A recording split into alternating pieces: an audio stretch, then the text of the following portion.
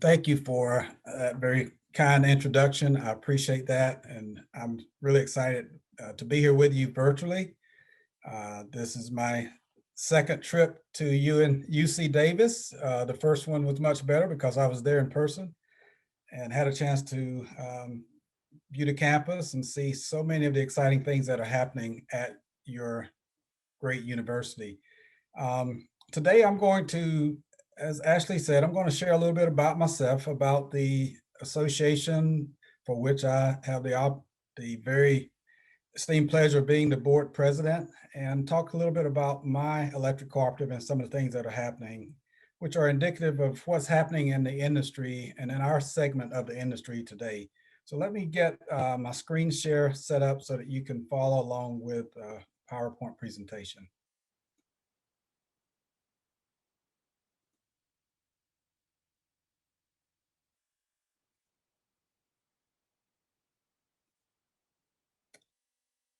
Are we good? Can everybody see my screen?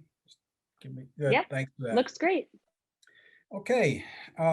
Once again, I'd like to really, as a topic of today's discussion, we'll just call it how the cooperative difference is playing its role in shaping the energy transformation that's happening. And I will say that energy transformation is quite accurate for what's going on today. I will share more about it later, but I've been in the industry for quite a while, and there's been more changes in the last probably 3 to 5 years than the first several years of my entire career. And I don't see this pace of change slowing down any. So let me share some about NRECA. That stands for the National Rural Electric Cooperative Association. And what we are as NRECA is a service organization. We're really dedicated to representing the national interests of the 900 electric cooperatives and their consumer members. Our mission is to not only promote, but to also support and protect the community and business interests of electric co-ops. Also to power communities and to empower members to improve the quality of their lives. We like to think about NRECA as having, while we have 900 cooperatives, we have one voice. And that one voice is really advocating for what's good for us and our member consumers. So let me talk about the cooperative network. Yes, NRECA is a central component of that, and I've got it listed here on the bottom line of organizations. But I think it's really important for everyone to understand more about the actual network for which, in which we're involved. With electric cooperatives, we serve roughly 42 million member owners, member consumers, and they're served by co-ops like the one I run, distribution co-ops. And distribution co-ops typically depend on what we call generation and transmission cooperatives, which are the co-ops that actually generate the power and transmit it down to the distribution co-ops. And we also have another entity that's called a statewide association or statewide co-ops. I know that Jessica Nelson is on the call on our meeting today. She is the representative of the California Statewide Association and very much coordinates with the distribution and G&T co-ops here in the state and is somewhat of a liaison between them and the NRECA in many ways and your state lawmakers and regulators. So other entities that make up the network, if you start from left to right, I don't have these listed in any particular order of origin, but let's quickly run through the key players of the electric cooperative network that support these 42 million member consumers that are served by the 900 distribution, generation, transmission, and respective statewide associations that I mentioned. First is the governmental entities, and in the very beginning of co-ops, the Rural Electrification Act of 1936, enacted on May 20th of 1936, as a matter of fact, provided federal loans for the installation of distribution system to really serve those isolated rural areas of the United States. It's out where the farmers and ranchers were, the rural citizens were, who could not get electricity from the investor-owned utilities that were providing current to those parts of the nation. The investor-owned utilities would not do it because it wasn't a good return on their investors' money. And for many years, the folks in rural communities were left without electricity. That's when the Rural Electrification Administration enacted the Rural Electrification Act. Today, if you go to some communities, especially in North Carolina, you still hear people referring to their local electric co-op as the REA. They still have that connotation with them. Today, we call it the Rural Utility Services, which is a component of the U.S. Department of Agriculture. And then next is the organization whose board I preside over as the board president. NRECA is actually our national trade association, whose, again, the primary purpose is to ensure that the needs of electric cooperatives are protected against legislative and regulatory actions that could increase our costs of doing business or potentially even put us out of business. And they do much more than that, as I'll share with you later, but that is the central focus of NRECA. You know, there was a point in our history that the USDA funding became in jeopardy. The co-ops were very dependent on that funding, and there was a threat by Congress and the administration to discontinue funding electric cooperatives. So as a result of that, one of the major actions that NRECA took was to help create our own privately owned finance corporation called CFC. And that was to make sure we continue to have that reliable source of capital that we need to build our plant. There's another financial institution that we rely heavily on called CoBank, and they service electric co-ops, agribusiness, and farm credit customers in all 50 states. And we're in a very dangerous business. That's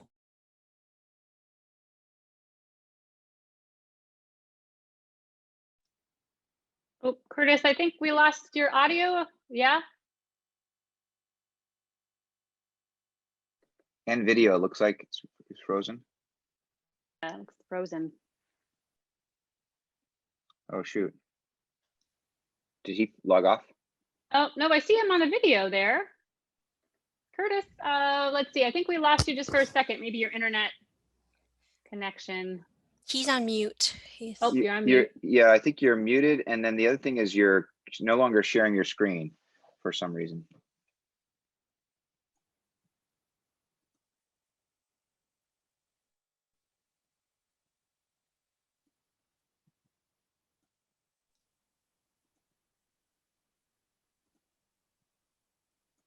all right. There we go. Oh, there we go. Good. Hope you didn't miss too much of that. Just going through the actual parts of our network, and we do have, let me just quickly, in case you missed part of it, we have our own financing corporations that help us with that. We have Insurance Exchange Federated, and we have information system co-ops that help us with the technology components of what we do. And then there's a whole plethora of vendors and suppliers that make up the cooperative network. So as you look at these major stats on the screen, I want to just share my progression through the cooperative program over the last almost 40 years of my career. And it really started for me as a member owner, a member consumer. My family was a member of the local cooperative there in the panhandle of Florida, which is where I was born and raised. West Florida Electric Cooperative is where it all got started for me. And as a senior in high school, I was fortunate enough to get a job at the cooperative. My job was to keep those large bucket trucks and digger trucks clean and tidy. I also worked in the warehouse to help support the warehouse component of that co-op. If you were to fast forward 17 years, I actually started working part-time but I actually became a full-time employee as a dispatcher. I had several professional positions after finishing college while working at the local cooperative. Ended up as a vice president reporting to the CEO after 17 years at West Florida Electric Cooperative. In 1997 is when I moved to where I am now, to northeastern North Carolina, to become the CEO of Roanoke Electric Cooperative. And this is where I began to understand the value of this network that I just explained to you and how it could help me as a CEO to advance an organization that the day I walked into that organization had little to no technology from day one to several years later, now becoming among the most technologically advanced electric cooperatives in the industry. Let me tell you about some of the advancements we've made.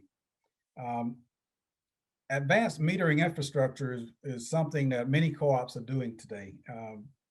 That basically is converting from manually reading meters to making sure you have a system in place to be able to do that. As a matter of fact, Roanoke Electric is finishing up its second version of an advanced metering infrastructure system.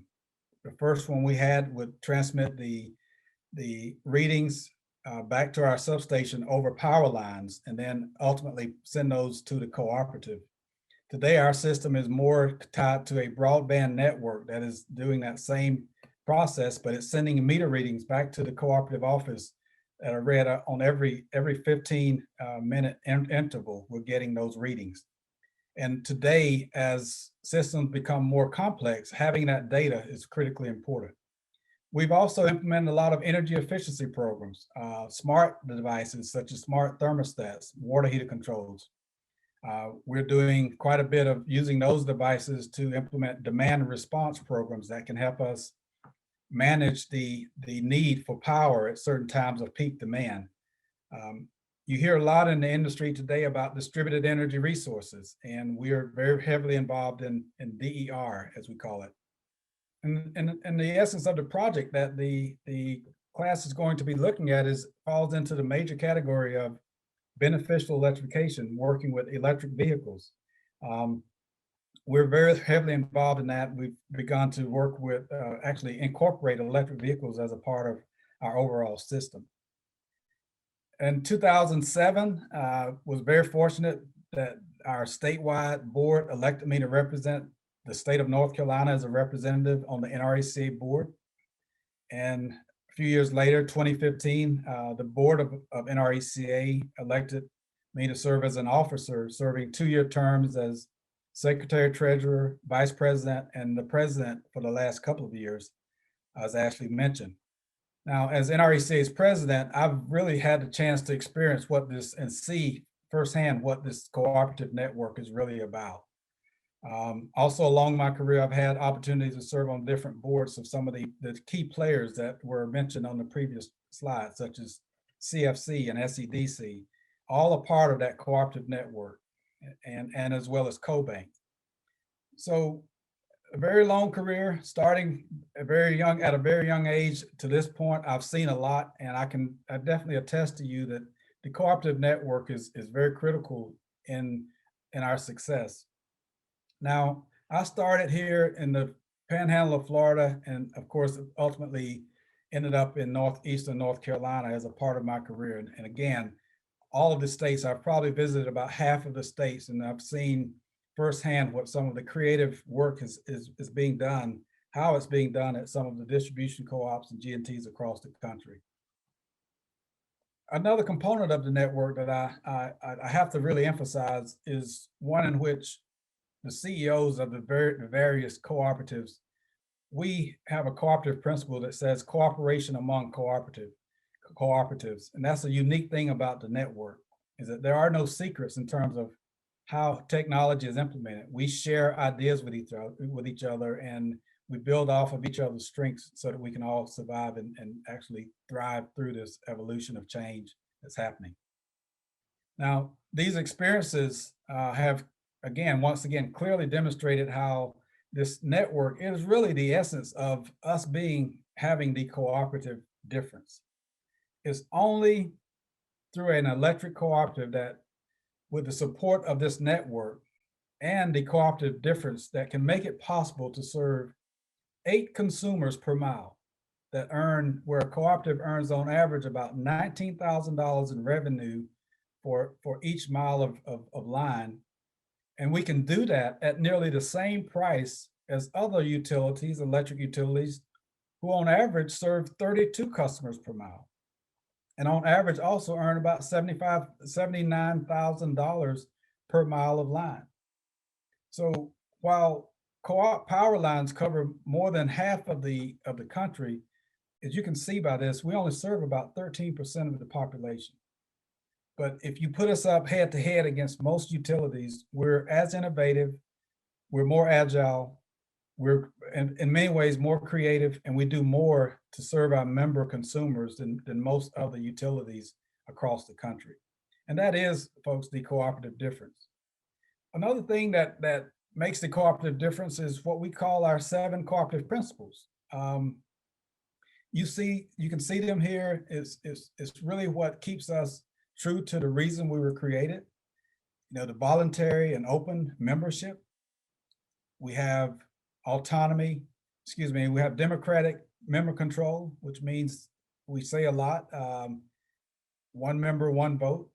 That's part of being a part of an electric cooperative. You're not just a cooperative, you have a stake in what happens with the electric cooperative.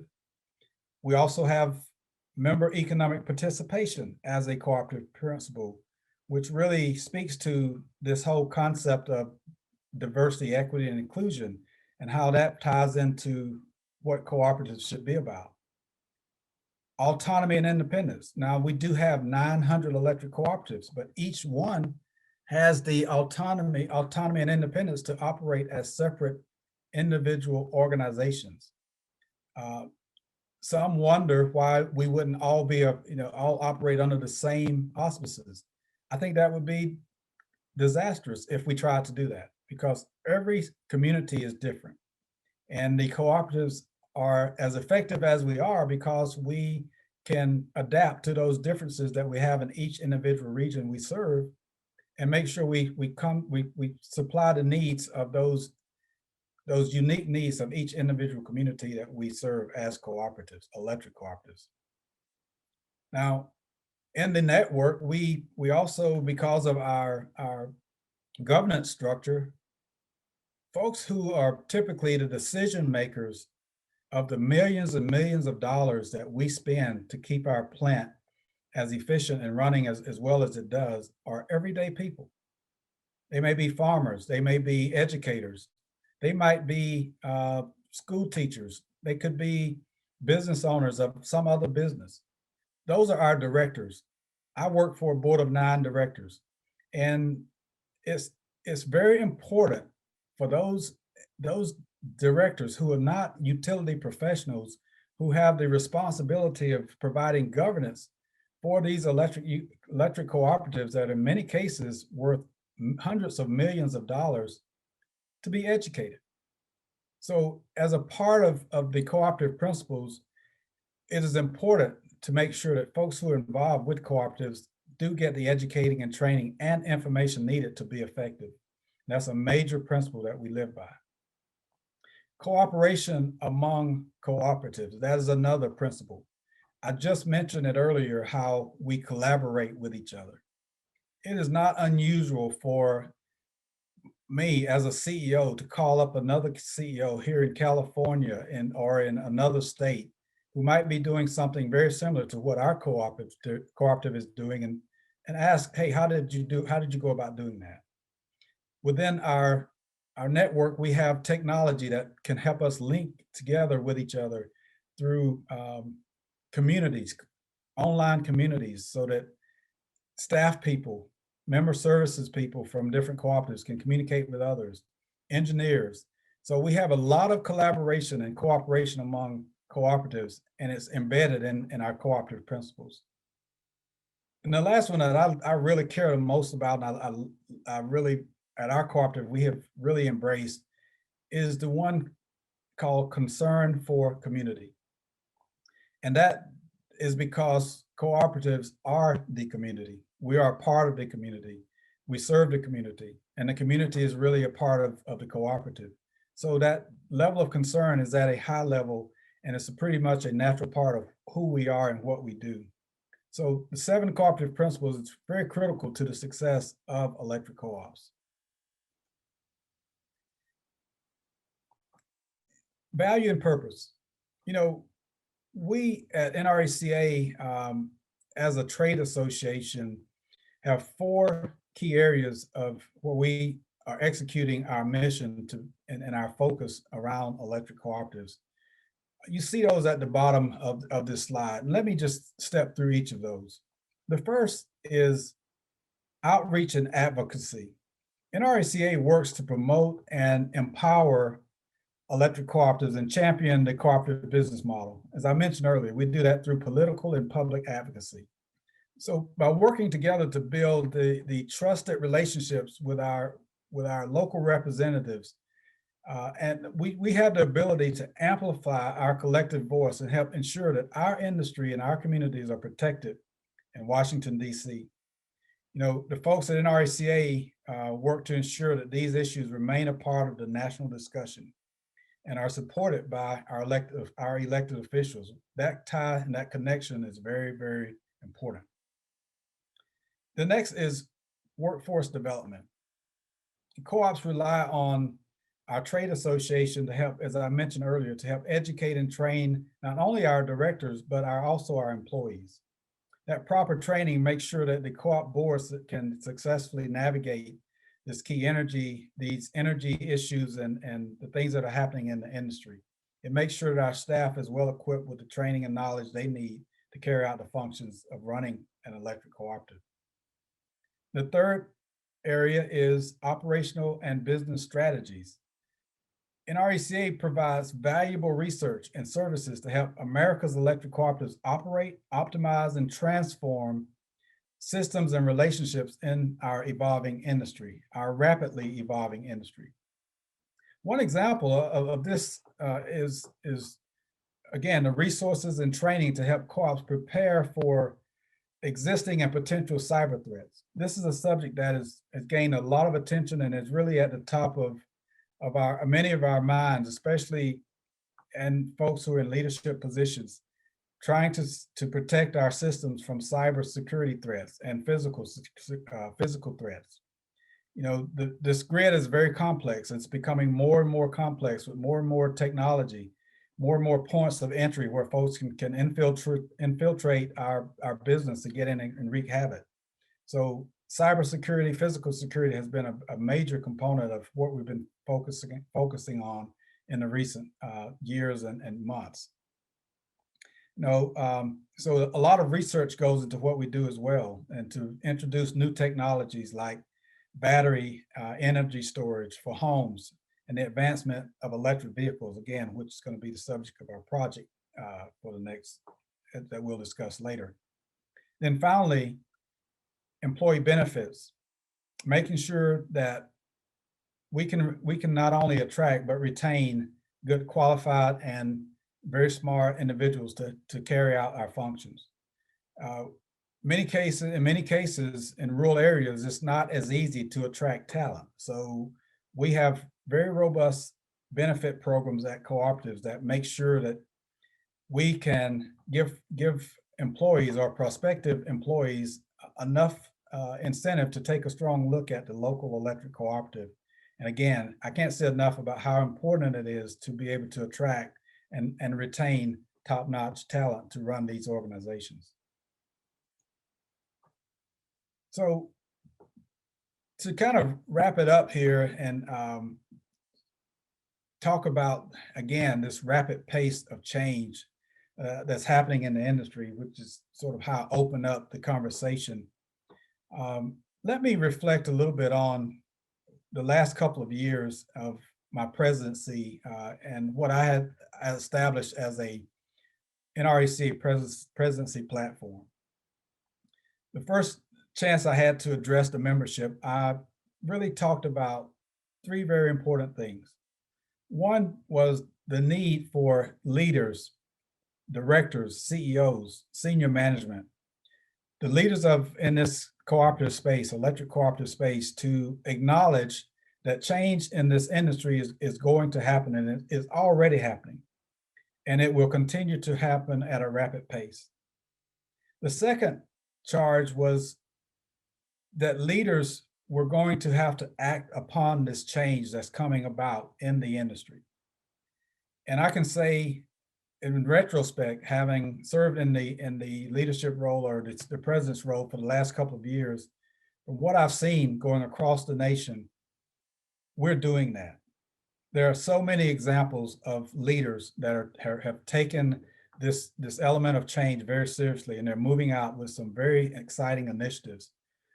So change is happening, and we are reacting to it.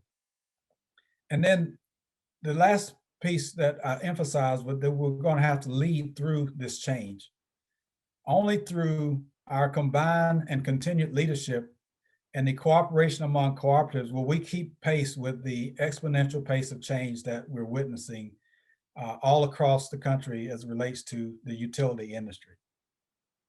So that was the charge 2 years ago. And something dramatic happened midway of my term. I think I had 2 different terms. The first one, I was all over the country, and the second one, I have not left being in front of a screen as I am today. In New Orleans, in the midterm at our annual meeting, right after that is when the pandemic hit.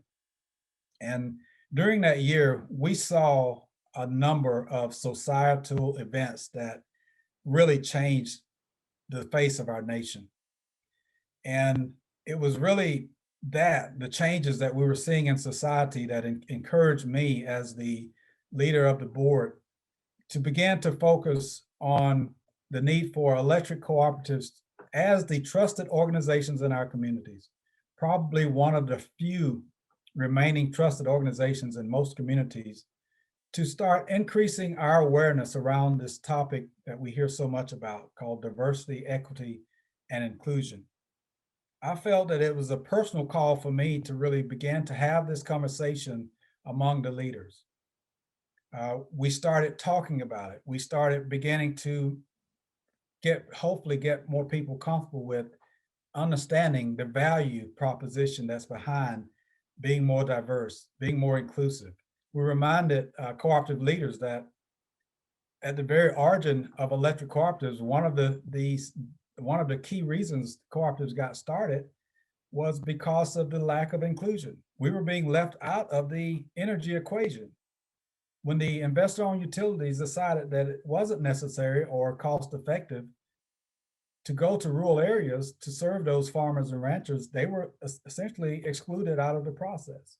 So when you start looking at diversity, equity, and inclusion, and you parallel those concepts around making sure that it is viewed as something that's good for business, that it is viewed as something that's well beyond ethnicity.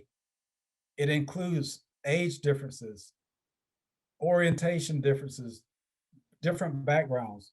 Basically, we're all different. Everyone is different. So as cooperatives, it is important that we embrace the differences that we all bring to the table and really rally around those differences to our own benefit. And that's the part of that conversation that I really felt that it was important, that if anyone in the community was talking about diversity, equity, and inclusion, the electric cooperatives should be at the front of the line because of who we are and how we were made and what we represent. And I'm happy to say that it has been received very well by the membership. It would surprise me if a member resolution that we've introduced doesn't get passed here in the next few weeks. That's going to go before the NRECA membership that will encourage our National Trade Association to take a more active role and build a business case around why diversity and equity and inclusion is good for business, and to help create frameworks so that encouragement that might come from the National Trade Association, if it does encourage co-ops to voluntarily take this on and take it more seriously, that there is a framework that is put in place that they could plug into and customize and individualize for their respective co-ops. I'm really excited about that, and I think it's going to make us all better. And then the last thing I'll leave you with is that I'm going to leave the membership with as part of the presidency platform, is that there's a charge for our membership to be prepared to really adapt to another change that's coming right now before us with the recent elections in our government, that will present with a greater focus, that will have a greater focus on many of the things that we're doing as electric cooperatives. So we have a window of opportunity that I think is going to allow us to adapt to this change that we've already started, and even accelerate the pace at which this change is taking place. So truly excited about from where we've come, looking at where we are today. It's been a very fast last few years, and I think the next few years are going to be even faster. So I'm going to end it with that, Ashley. I would love to get some questions and get into a discussion, but as far as prepared remarks, that is the end of my prepared remarks. Curtis, we already had a question come in, and I think Maura tried to answer it there, but I think you sold some of the people in the room that are interested. How can they start a co-op today? A rural electric cooperative. And I know one of our students is actively involved in trying to make her city more sustainable, and so looking at options for that. But yeah, so I wonder if you could comment about how rural electric cooperatives are potentially getting started and in this environment today. Sure. Hey, thanks, man. Well, most electric cooperatives are or have been established for quite a while now. There are very few that are starting up. However, there are some that are starting subsidiary or ancillary businesses that complement the electric cooperative. So there's a lot of support that that is provided by some of the partners of the network. One in particular, I think you all are familiar with, is the Cooperative Way, headed by Adam Swartz. His company provides a lot of background information, basic information of how to start an electric co-op, from establishing bylaws, creating a board of directors, all of the different steps necessary to build a co-op, whether it's around a service offering as we do, whether it's around purchasing goods and services as some co-ops do. So there are all kinds of co-ops. I do want to broaden that topic to say that while we're talking about electric cooperatives, there are also a number of other types of cooperatives outside of the electric cooperative space. But the short answer is there are a lot of resources that someone interested in becoming or establishing a cooperative that are available to be tapped into to figure out the steps to do that. And I know we have a number of folks on the call. For instance, Jessica Nelson, you mentioned, is on the call, so she might be a resource for those in California. Keith Taylor is a professor who studies cooperative business models and shared some information in the chat. Curtis, I'm going to hog the questions for right now. But when you think about kind of the role of cooperatives, economic development is critical to kind of the health of a rural electric cooperative, because economic activity continues to bring in revenue. You have been kind of active with the economic development in North Carolina as well through another role. I wonder if you could comment on how you see that, the role of economic development, a partnership with local business in kind of the health of rural electric cooperatives. Sure. One thing that I failed to mention as a part of the presentation, going back to the origin of electric cooperatives, very true. Yes, we were set up to provide electricity to rural areas, but even deeper than that, cooperatives were really set up to become economic engines for rural communities. And what I mean by that is, as an electric cooperative in the very early days, we were enablers for economic prosperity, to make farmers and ranchers and other businesses more efficient and effective.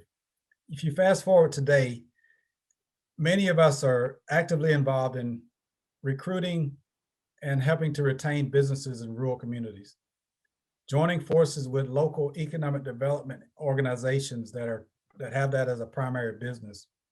So having competitive rates, if you look at a lot of industries, one of the key decision factors for them is how much is it going to cost them for electricity to run the business. So cooperatives are very good at creating incentives and rates that will entice companies to come to their regions. And we can do that because we're small and we're more flexible, and we have local governing authority to make some of those decisions, with the exception of some co-ops being in states that are where the cooperative is governed by a local utilities commission. But some states are not. They're governed by their local board. That's the case in North Carolina. So providing incentive rates that make it more feasible for businesses to locate.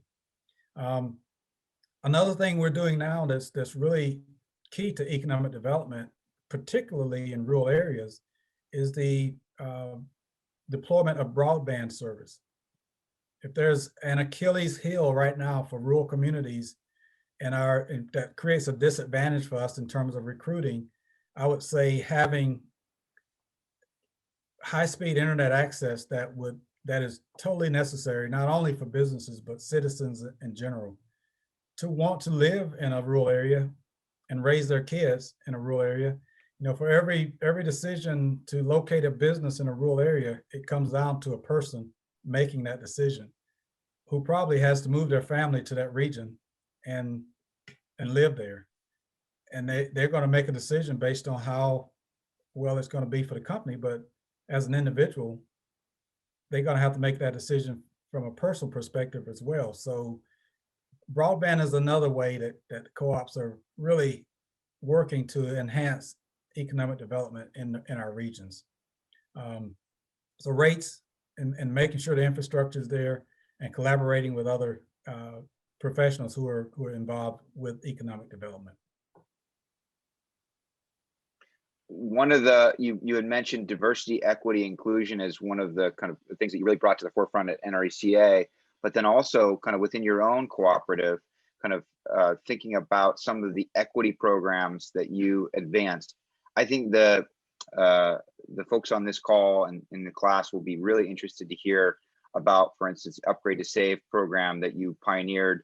And I wonder if you could talk about what specifically you were trying to address in terms of the scale of inequity within the community members, and then how you were successful in building that program up.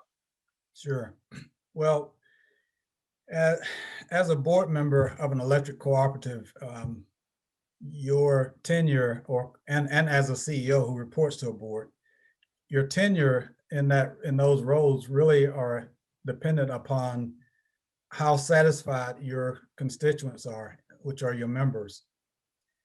We were in a situation where, to no fault of our own, but from a perception standpoint, it was our fault.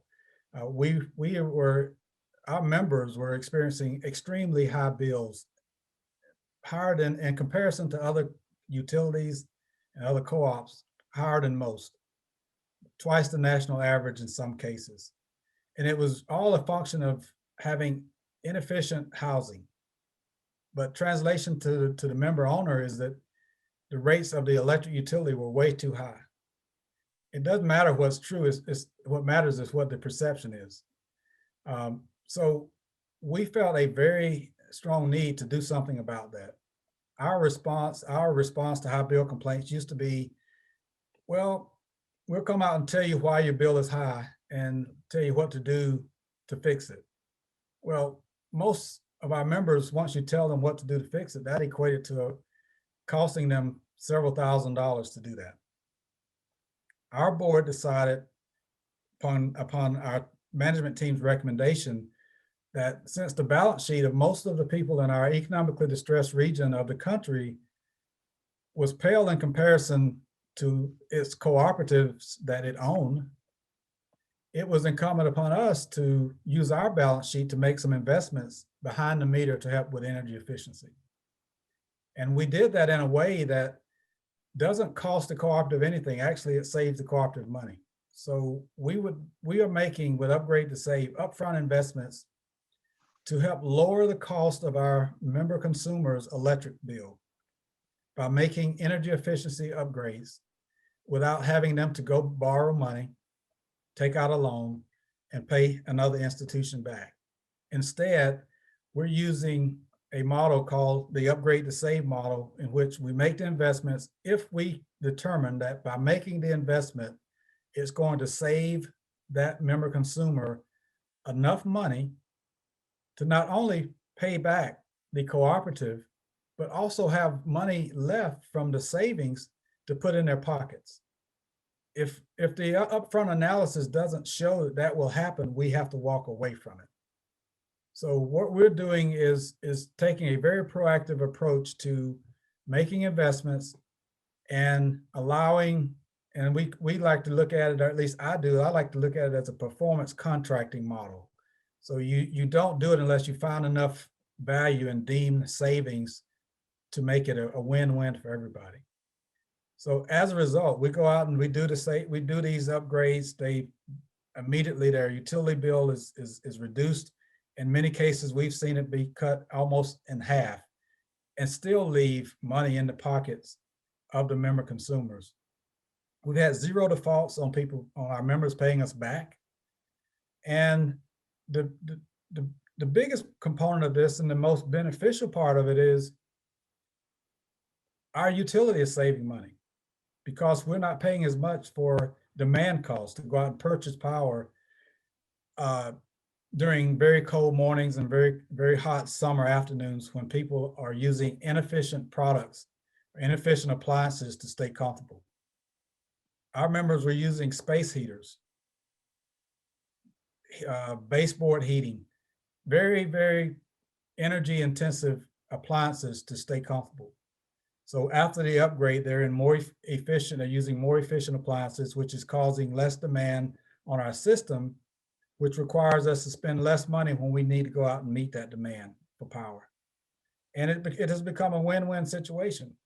So we're using that same model, which enables, in terms of diversity, equity, and inclusion, the inclusion part is all over that, because now no member is excluded from being comfortable and having a reasonable bill, whether they own the home, rent the home, or whatever the case may be. We're in a better position to work with all of our member consumers with that. The other good news is that that's going to transcend to other things that we're doing, such as smart energy devices, electric vehicle charging stations.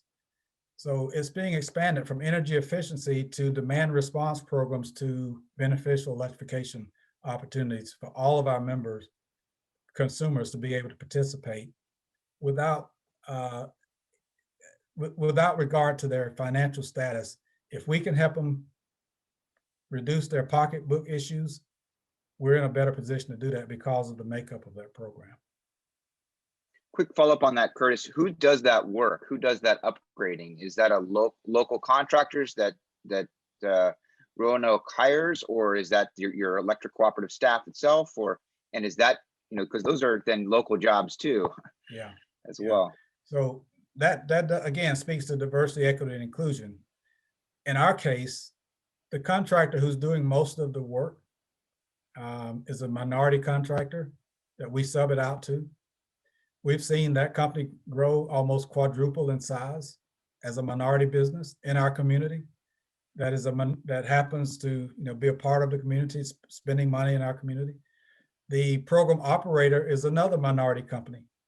They're not from our community, but they're hiring local people to do the work. So you have a female-owned business that's operating the program, and an African-American business that's doing most of the energy efficiency upgrades. And they're all benefiting from that. So it expands that diversity, equity, and inclusion to work with local vendors that can support their businesses as well. One question just came through from a friend who here saying, what are the consequences, adverse consequences potentially, or unintended consequences of the increase in renewables that are coming on to kind of be part of the supply mix? You know, and perhaps you could talk about what's happening in North Carolina, but you can even broaden that to NRECA and thinking about cooperatives in general. But then, what is your cooperative? What are the direct impacts to Roanoke? Yeah, I think the big unintended consequence could be reliability. How do you use the natural features of nature, if you will, when the sun is shining, when the wind is blowing, to match up with the demand for power? And there's very seldom a one-to-one relationship with that. Actually, in many cases, it's an adverse relationship. So what you have, and then the other is the stranded investment, and who's going to pay for that investment that's already there as an asset on the books that has to be paid for.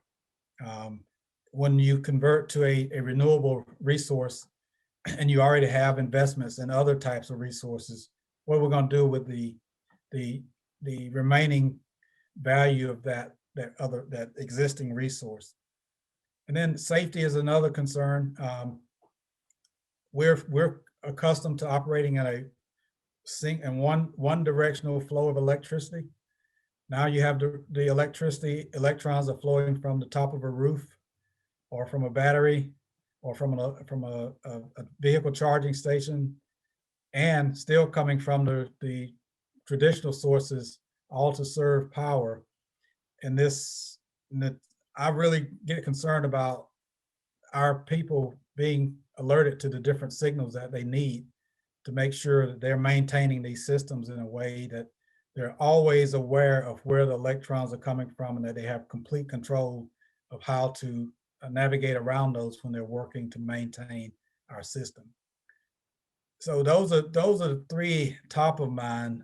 You know, the reliability, the stranded investment, and safety are potential unintended consequences that we could see from this. Great. Ashley had a follow-up question on the Upgrade to Save program, which was about what is the rate of participation for customers for those programs? And it sounds like there's some that you go out and it may not make sense. You have to walk away. But of the opportunities that where you can potentially put funding and the program to work, what type of participation rate are you getting? It's actually excellent. With our traditional way, we were doing it by doing the assessment and saying, turning that over to the member consumer for them to take care of those recommended changes. We were getting zero participation, very little. We started the program about 4 years ago, and we have exceeded 1,000 participants out of our 13,000 plus member consumers. So we're approaching almost 10% participation, which is phenomenal. And to the point of walking away, having to walk away from some of them, to compound the complexity of this, we were having to walk away from about half of them. And when we walked away, we were walking away from dwellings that had leaky roofs, or foundational issues, or issues that did not make the utility comfortable making the types of investments, which on average come up to about $7,500 of investments we were making, and recouping that over around a 10 to 12 year period. If we looked at a dwelling that didn't look like it had 10 years left, we had to walk away, or issues that could cause it to have a shorter lifespan.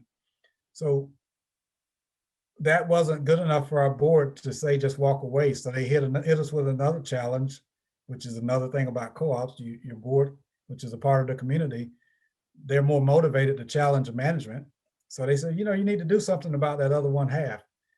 And we did. We worked up a program that we call Solar Share. And this is a program where we're getting support from philanthropic organizations to help support the preliminary work that's necessary to bring those dwellings that we walked away from up to a level that we could say yes to. If it's a minor repair or repair that might on average cost around $5,000, we've got philanthropic support just pouring in saying, here, we'll help you with that, but assign community solar renewable energy credits to those members to cover the cost of those upgrades or those urgent repairs. I should call those urgent repairs. So we're getting that support, doing the urgent repairs, which puts them into a position to participate in Upgrade to Save. And that's working. We've probably picked up about nearly 200 of those walkaways that we can now say yes to.